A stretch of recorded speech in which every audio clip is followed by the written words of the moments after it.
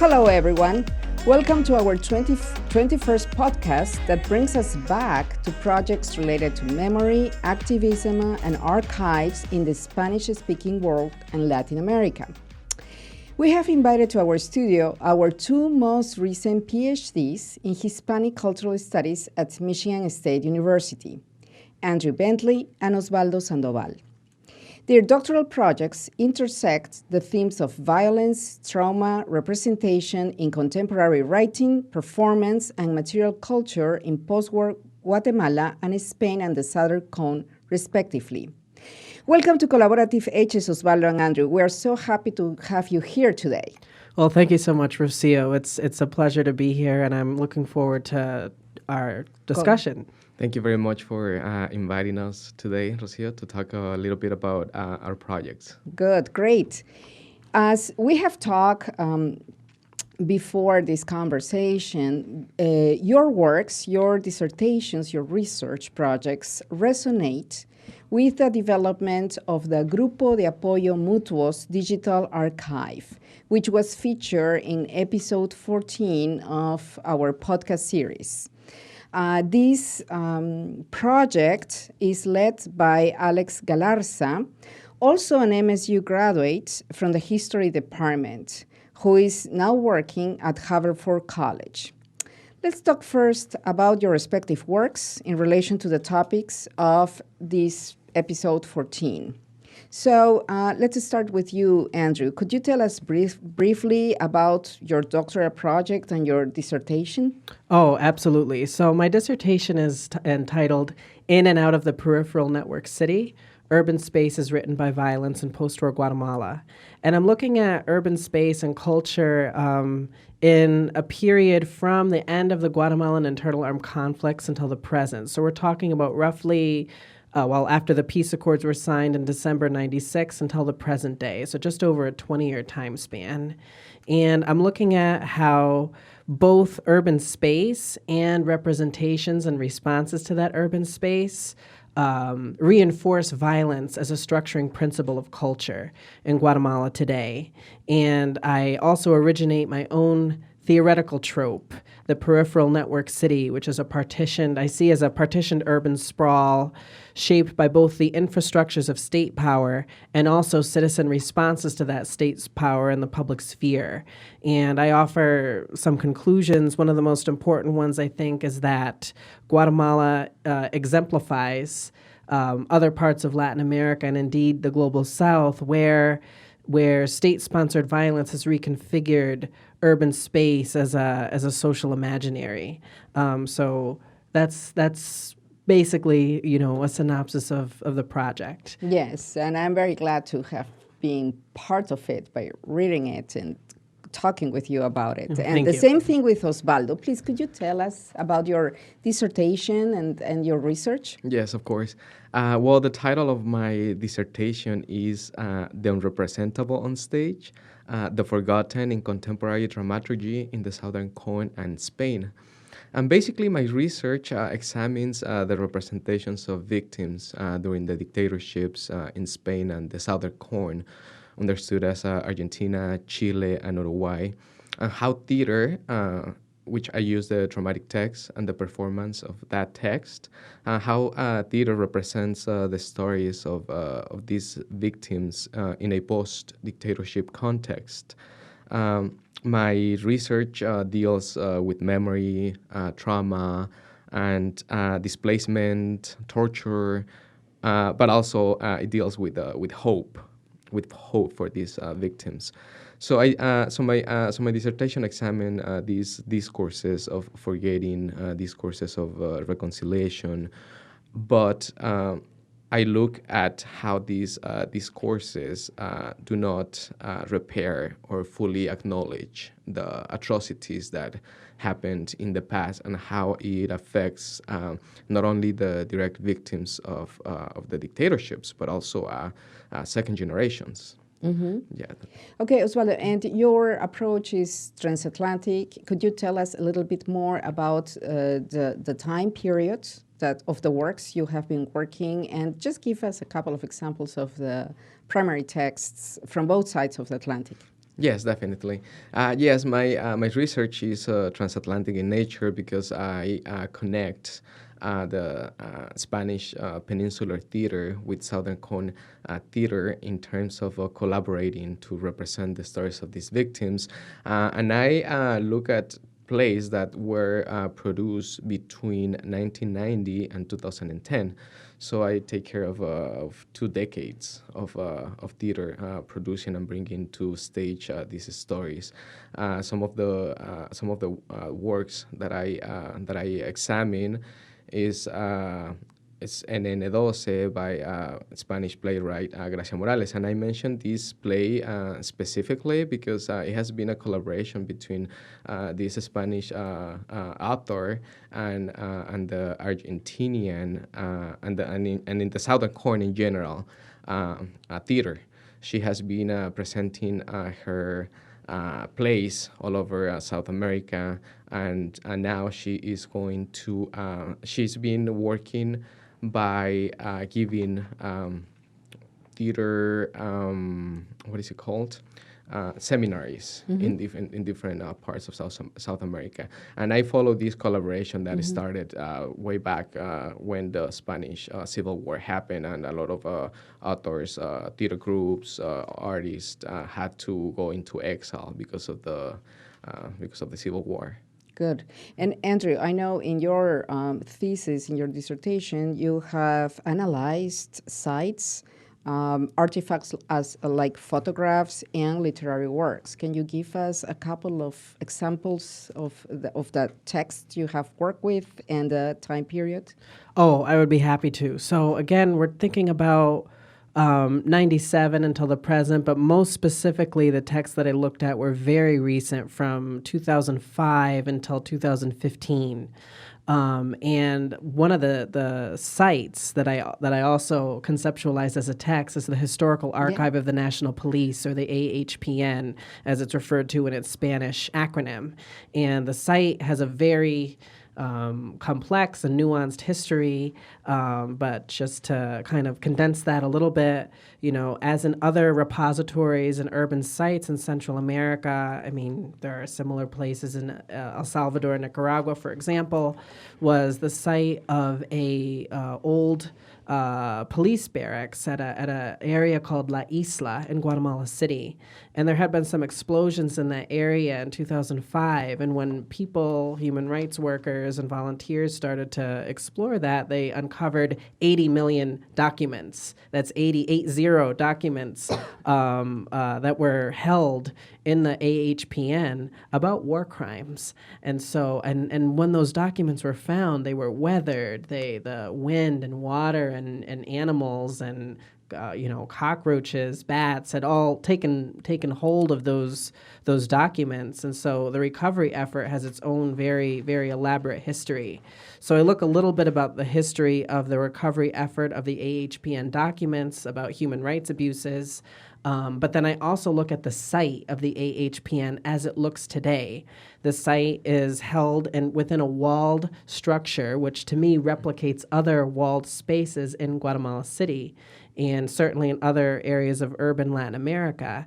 And I look at the insides of the walls, which have been painted by the human rights activists who form part of El Proyecto, which is the project for the recovery of the documents. And they have a large variety of images where they, in a very artistically innovative way, respond to how they felt when they were reading the documents. There are images of Guatemala in flames, for example, or skulls to replicate what they were reading about, but also a Guatemalan rendition of Lady Justice, where the documents are kind of shooting up out from her dress to symbolize their importance in Guatemalan culture. And then within the main building at La Isla, or the AHPN, there is a museum where they recreate what the site looked like in 2005 when it was found. And also there's a digital space where where anybody can go and see the digitized documents. Now, in response to that, there is a novel by Rodrigo Rosa, who is a very prominent Guatemalan author, called El Material Humano. or Human Matter. And that novel is a literary reconstruction of the AHPN with the author as the protagonist going into this space and trying to make representational sense of his country's recent history. And so that was one of the novels that most caught my attention. And certainly there are other spaces within Guatemala that resonate with the AHPN. There are, for example, in the Centro Histórico of Guatemala City, walls of buildings that have been plastered with photos of disappeared persons by the hijos, who are the sons and daughters of the disappeared people who share their name with the hijos of Argentina, which there's a lot more written about that. And it's here where I start to see a lot of the connections with what Osvaldo's doing in the Southern Cone, because certainly those representations echo the theater and vice versa. So I do also analyze some of those photographs in the urban space, how that reorients how we understand the transmission and storage of knowledge, how we understand the rebuttal almost to the state power within the archive. And so those are three examples of the text that I look at. Good. Osvaldo, I want to know now a little bit more about challenges you may have experienced during your research project or during the writing of your dissertation, etc. I can tell you I have read the works of both of you, and while they are extraordinary works, they were approved with no revisions, which is very telling. Thank you. Thank you. It was painful for me to read.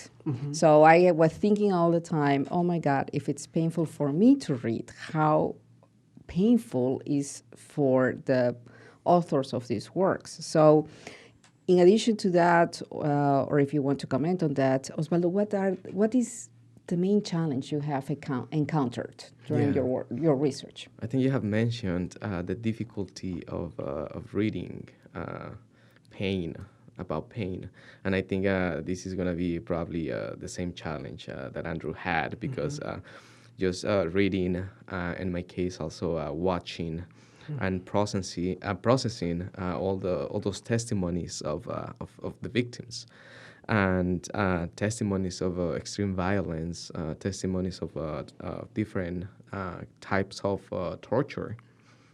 It has been a challenge, not only reading, but also writing about it, to write about these situations. And in my case, it's been difficult to find a way a proper way or a sensible way to represent all this pain and why is it caused.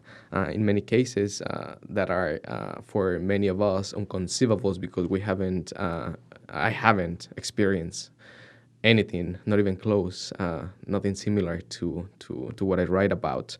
And on the other hand, it has also been difficult to reconstruct these stories, because many of the documents were during the dictatorships were destroyed by the regimes, and documents that contain details about all this violence, and the reasons why these people were being killed and tortured. So these situations become more challenging when we have now the testimonies of those victims, but then the official account discredits these testimonies based on the fracture that memory suffers because of trauma. So for me, that has been a challenge.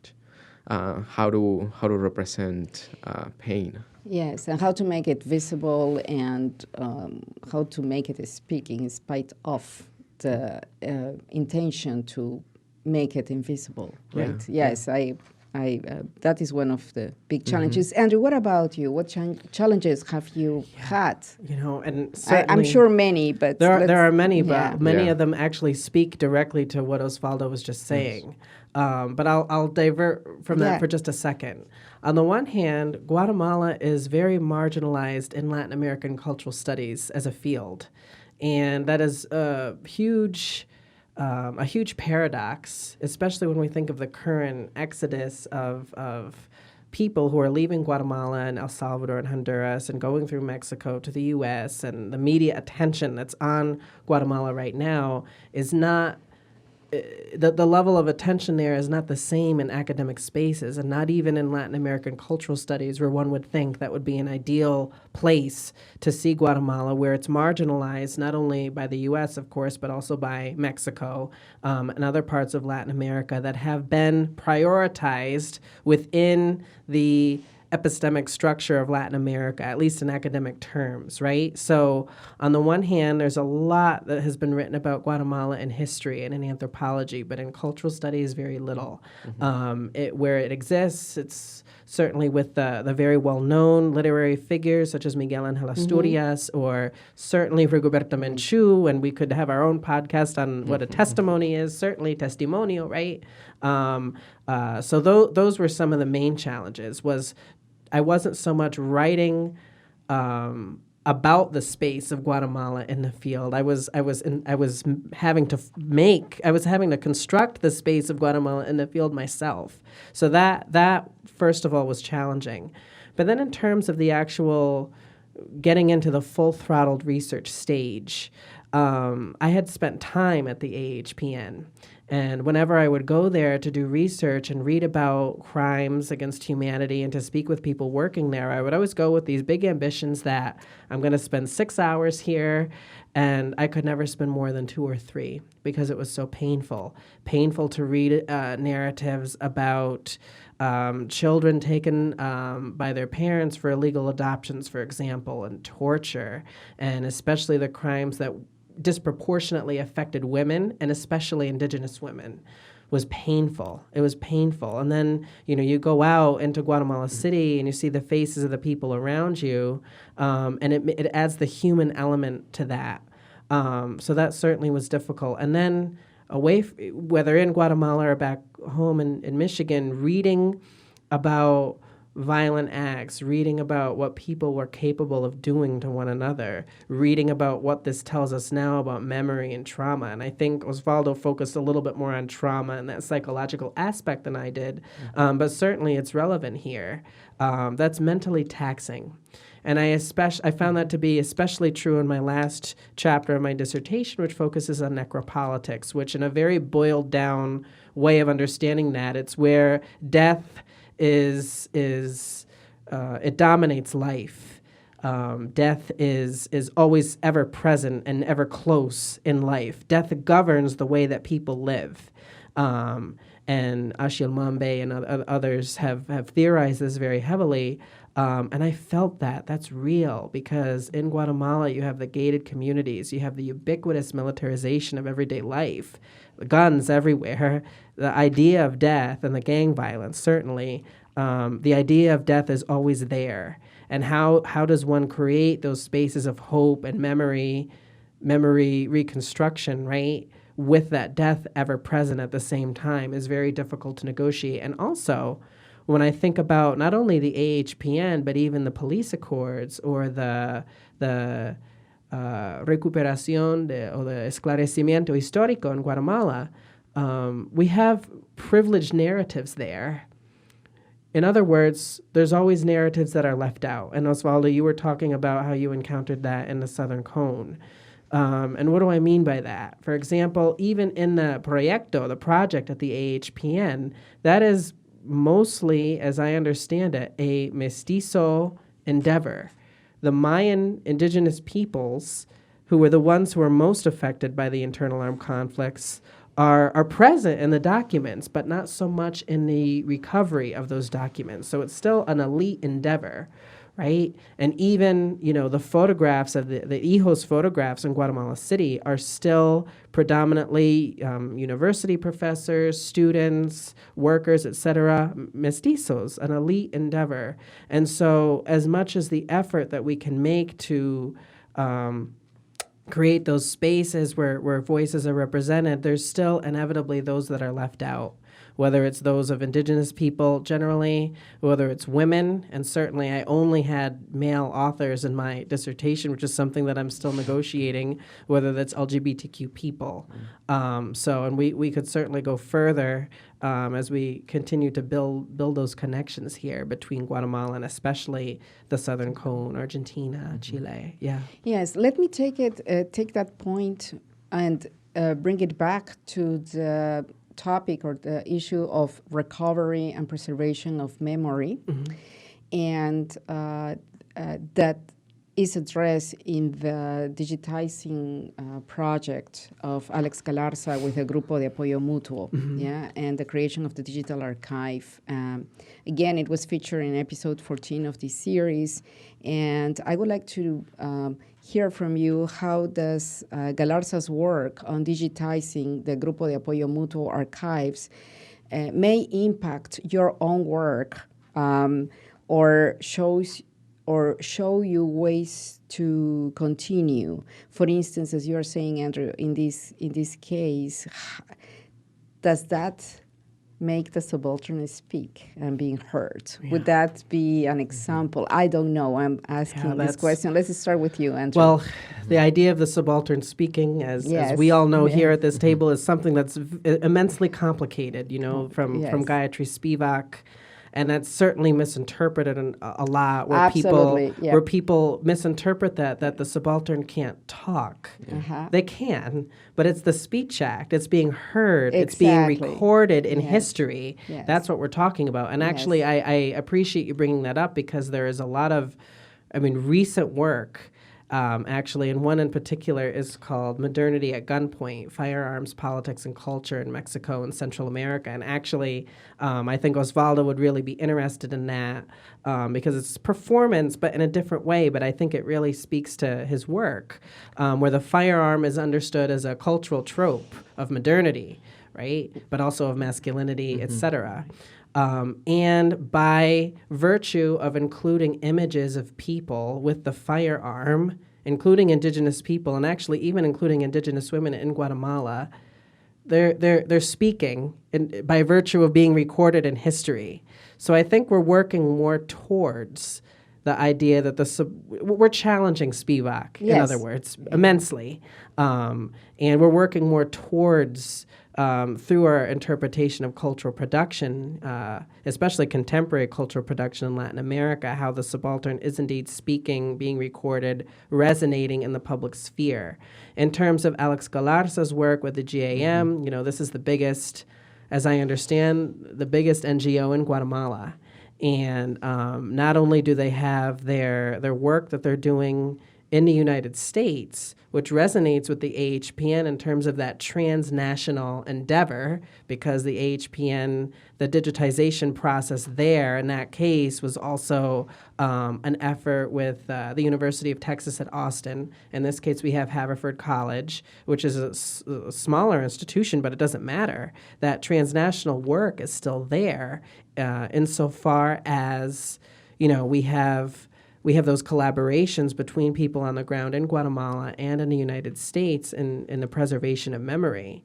And so certainly that transnational aspect of the AHPN, which I talked about a little bit in terms of its financial support from Sweden and Switzerland, for example, but that could be further explored. Right, and so that by looking more at the GAM's archives, it really made me think about how that adds to the conversation of memory preservation, and would guide me toward the fuure. And also, even in looking at the website, the GAM website, we see pictures of people who have worked on this digitization process, and you see pictures of them holding, well, actually. It's the people, but also people in the background. So it's unclear in the image whether they're part of the GAM or not. But I would assume so, where they're holding photographs of people. Yes. And so these people are people who have disappeared. Now, the act of being disappeared, which I'm sure Osvaldo also looked at quite a bit, that's a very Latin American notion to be disappeared. And it becomes, an intransitive verb, and it's different for people who aren't used to that. But these people, at the very least, are present in the public sphere by virtue of the circulation of their images.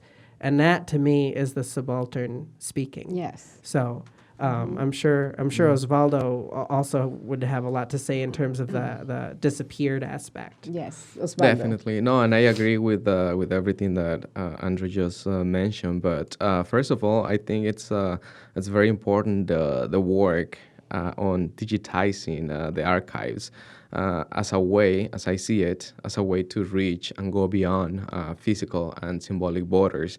That was another challenge in my research, which was to find digitized documentation, especially that I work in the southern corn and Spain.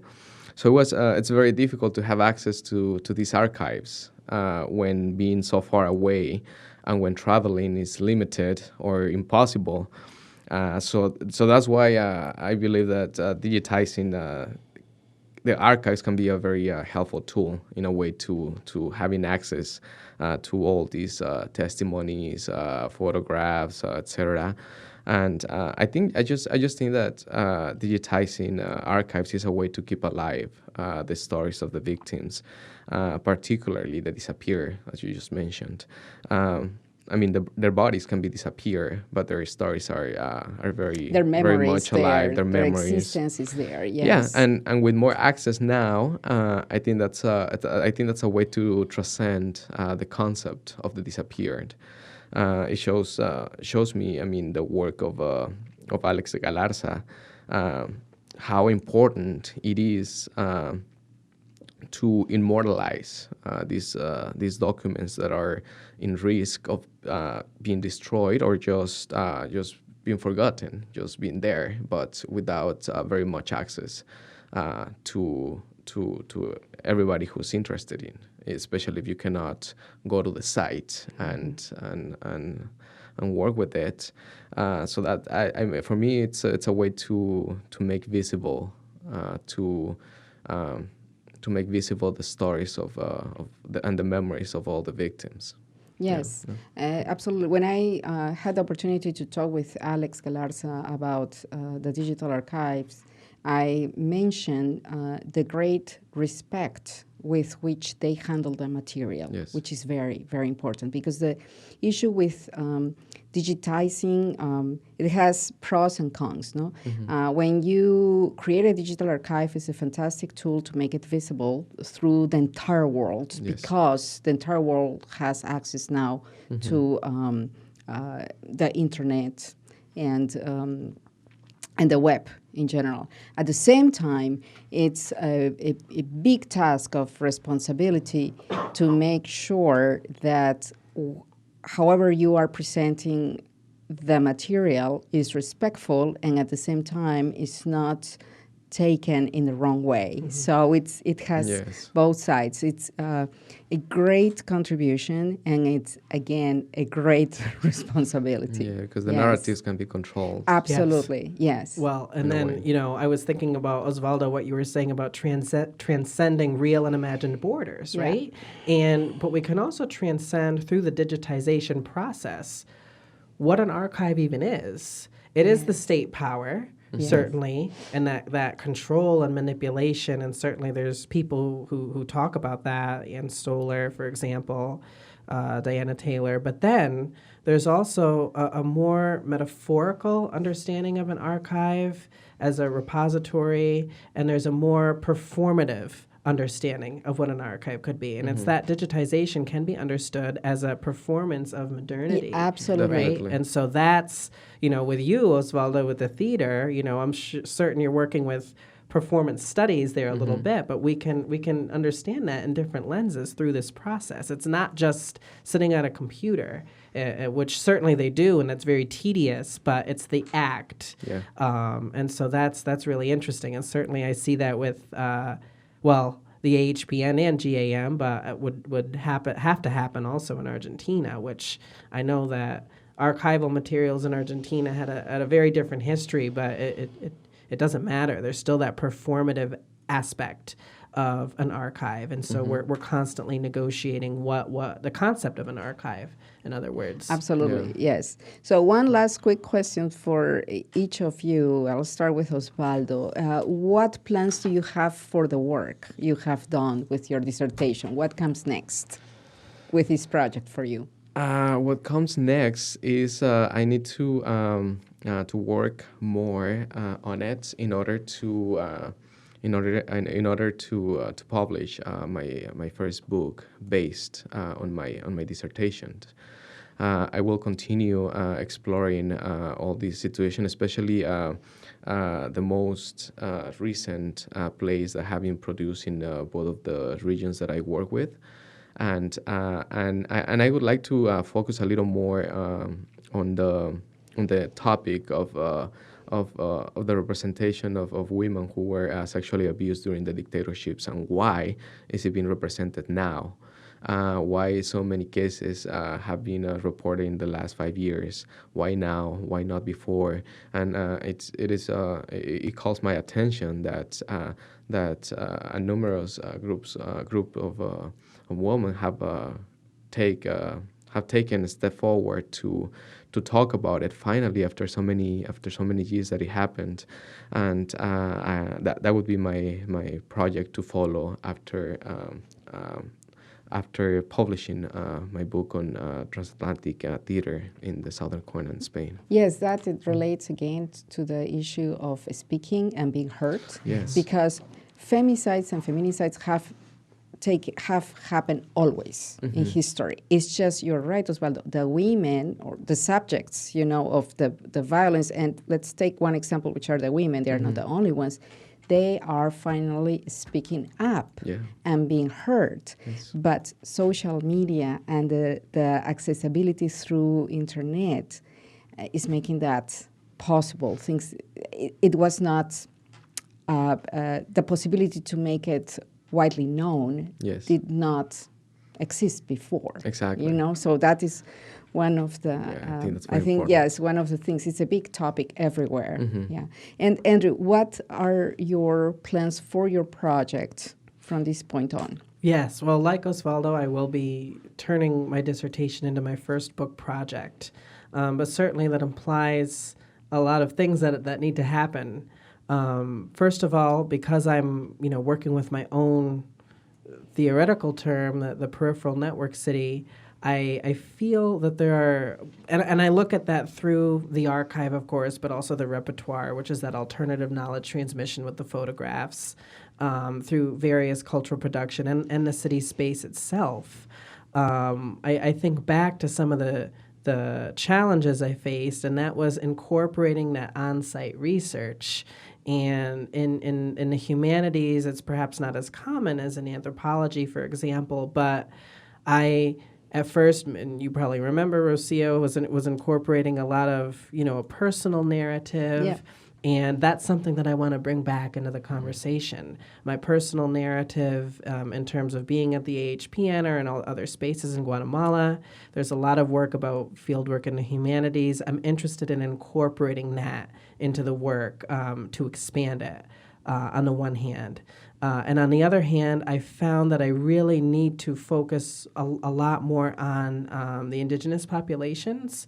So I'll be investigating indigenous cultural production and seeing how that fits in to the structure and construction and reconstruction of urban space in Guatemala.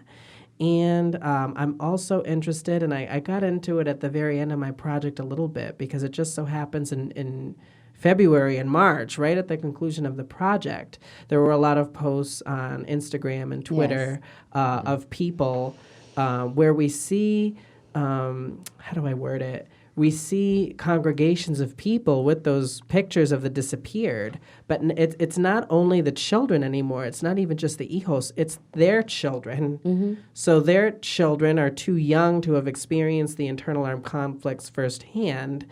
And so they don't really even have a memory of the armed conflicts, but they have a memory of somebody else's memory, which, people write about post-memory. And I'm sure, Osvaldo, you've come across that term because it's written about a lot in the Southern Cone. And so I'm interested in those generations. I'm interested in how those manifestations enact both the archive and the repertoire simultaneously, and how that's actually represented in social media, and how that social media can also be understood as an archive or a repository and another site where the city is reconstructed. So, and certainly the voices of women and LGBTQ people in the reconstruction of urban space and memory could come into focus a little bit more too. So those are just some of the ideas I have. I'll be negotiating those as I move forward and seeing how it fits in with the project. Good. Right. Good. Unfortunately, all good things have to come Yes. to an end, and so this conversation, so we have to leave it here. I have to tell you that I am honored to have been able to work with you in different capacities and to have read your work. It's inspiring, and I hope that I continue working with you. Definitely. As Yes. Yes. you Absolutely. are colleagues. You are my Absolutely. colleagues. It's not even a question. Yes, Yes, without please. a doubt. So thank you very much. I would like to conclude this conversation thanking our guests and invite you to listen again our episode 14 about Grupo de Apoyo Mutuo.